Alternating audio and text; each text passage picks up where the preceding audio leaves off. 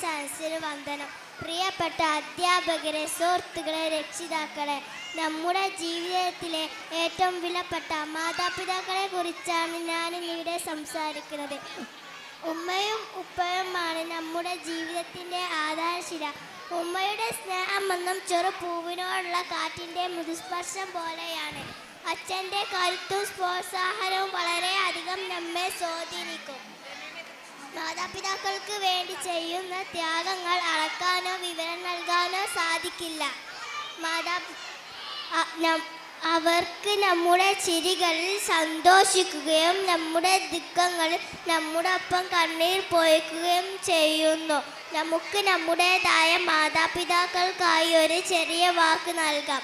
നിങ്ങളാണ് നമ്മുടെ ലോകം. അവരെ സ്നേഹിക്കുകയും ബഹുമാനിക്കുകയും ചെയ്യണം.